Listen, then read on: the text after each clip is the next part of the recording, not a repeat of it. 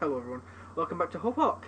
Today we are talking about Jailhouse Rock from 1957, starring Elvis Presley.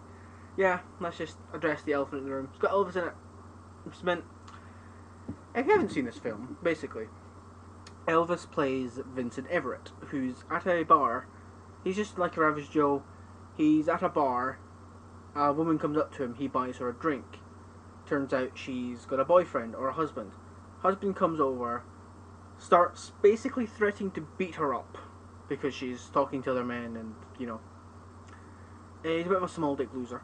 And yeah, he starts to threaten to beat her up, take her home. I mean, it is the 50s. Thankfully, Vincent steps up, challenges the man to a duel. The two get into a scuffle, ends up going a bit further than he intended. The man turns out dead. Elvis beats a man to death in this film. That's a thing that happens. Vincent then goes to prison, where he meets a former failed musician called Hunk Houghton,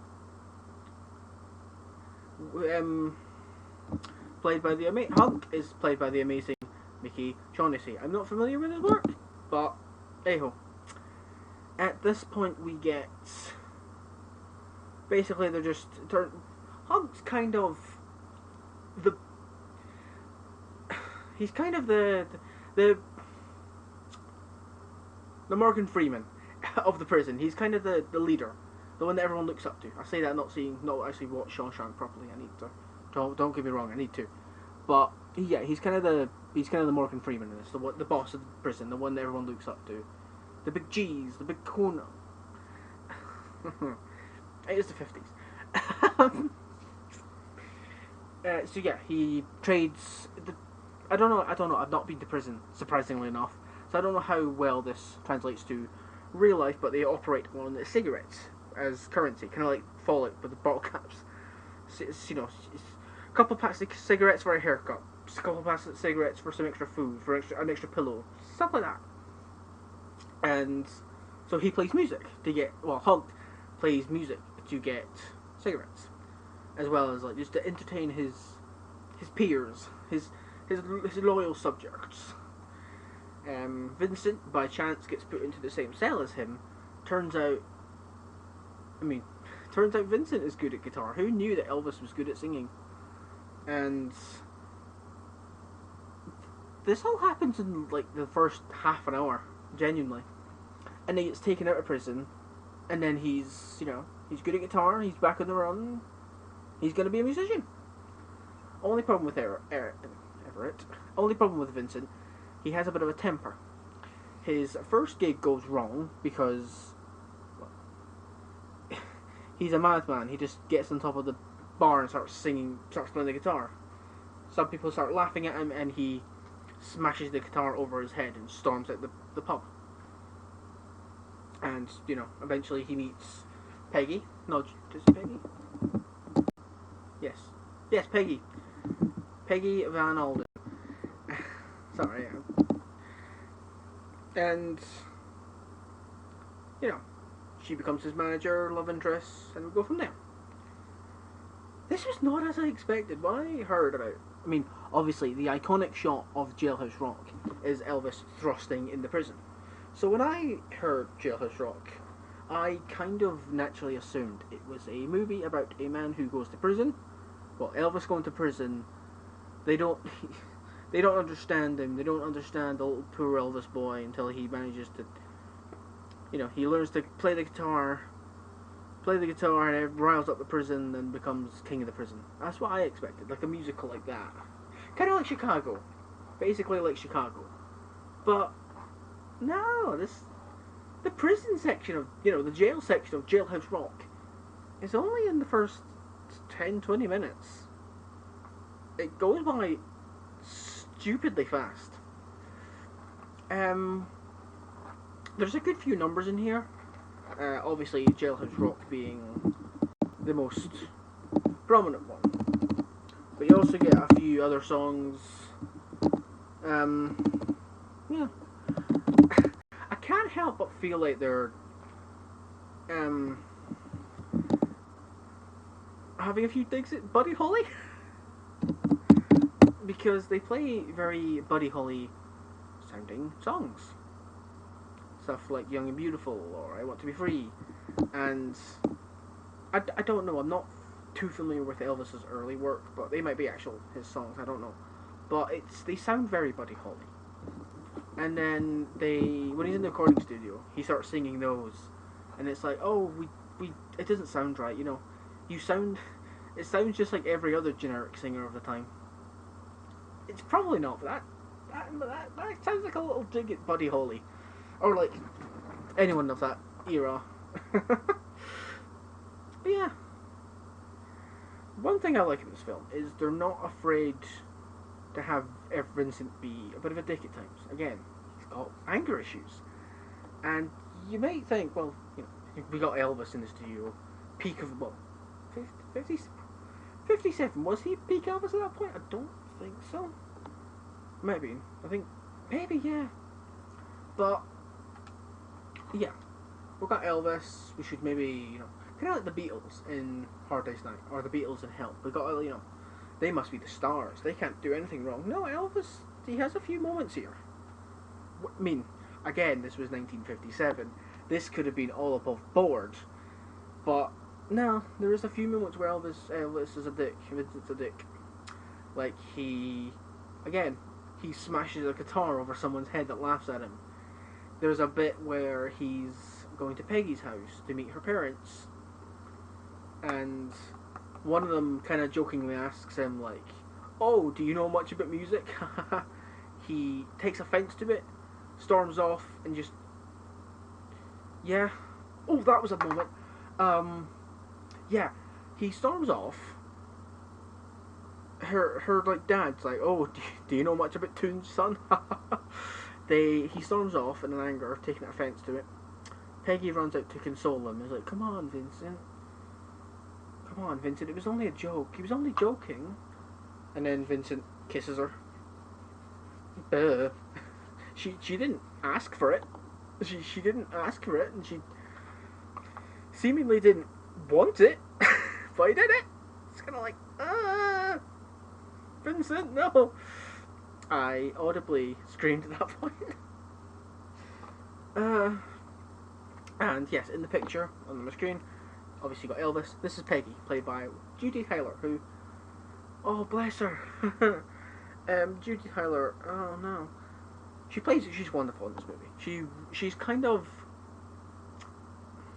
she knows what she wants in life. She's the manager, she knows what she wants in life, but she's not afraid to get dirty. She's a businesswoman. She wants money. She has personal feelings for Vincent, but it starts all about the money. And bless her, only a week or two after the movie came out, poor Judy, she was in a car crash and died. Bless her. Legit, a few weeks after the movie came out. Maybe not even when it was out. Maybe before it came out. Maybe just after filming. But yeah, either during filming or just after the film came out. Like a few weeks. She died in a car crash. So it's been, oh god, nearly 60 years. Yeah. Like, no. Yeah, it's been over 60 years. Yes. 60 something years. I'll do the count.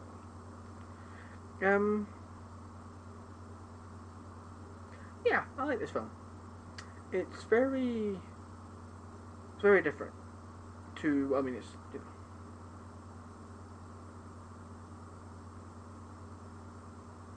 know. Yeah. Oh, right, no, hang on. Sorry, I'm doing my calculator to try and see how long it's been.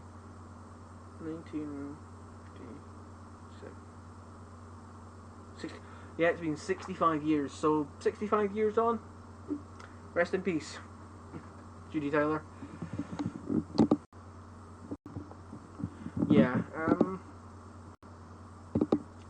This movie's well done. I was interested how they were going to bring Punk back into it, because he's in the prison and he's kind of like, oh, Oh, that's another thing. Yeah, when he's in the prison with Hunk and he's learning the guitar, Hunk kind of does make a deal with him, kind of, oh, when you get out of prison, we're gonna make it big, but we're gonna make it out together. We're gonna make it big together. You get out, you start your thing, but then I'll come and I'll join you. We'll be big together. We'll be massive together.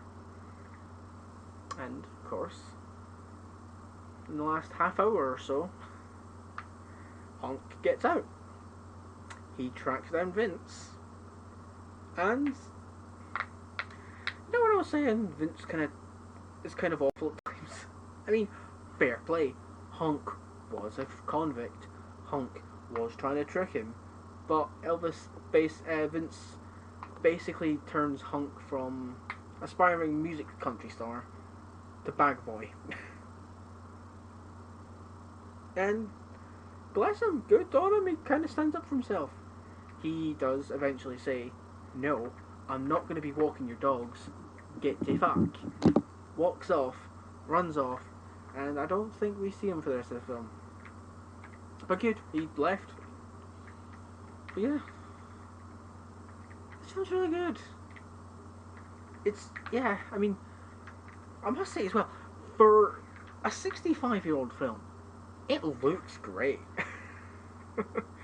Like, I know it's, Elvis, they're going to preserve it better than some other films. I've not seen, this is actually my first. This is my first Elvis film. I've not seen, like, Girls, Girls, Girls, or Blue Suede Shoes, or, like, Viva Las Vegas, or anything like that. I don't think, some of those are films, I don't know. I'm still kind of new into Elvis, but yeah. I like this. This is good.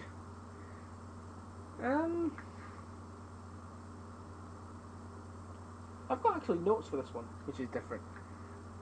Yeah. There is a really nice moment that does show you. It's just a little moment, but it shows you how ruthless the music industry can be. Where, obviously, of course, they first, when Peggy first meets Vincent. Okay, what is it, Elvis? When Peggy first meets Vincent, and then they go off together, and they realize he's good, and he gets, that distinctive Elvis sound. Because as I mentioned, they do say he does sing a very a 1950s song, and they're like, it's a bit, you sound like everyone else of this era. You're just kind of blend in. Then he adds a little flair to it and gets that distinctive Elvis sound. That was awful. But he gets that distinctive Elvis sound. And from there they take it to a record developer who's like, oh no, I don't like your record. No, this is trash, go away. Then they go away. Then they come back and it's like, okay, wait, hold on. And they discover they used his record, but with another artist, which I've not gotten into the music industry, but I can imagine it's like that sometimes. With the amount of lawsuits you have going on, I feel like there's shit like that happens. Just, oh no, the song's terrible. Let me hold on to it, just in case. And then you get like Shakira doing it, and it's like, God fucking damn it. That's nothing against Shakira, of course, obviously. I'm just using her as an example, but yeah, I like this film. Have you seen it? What do you think? Answer in the comments below, and have a good one. Bye bye.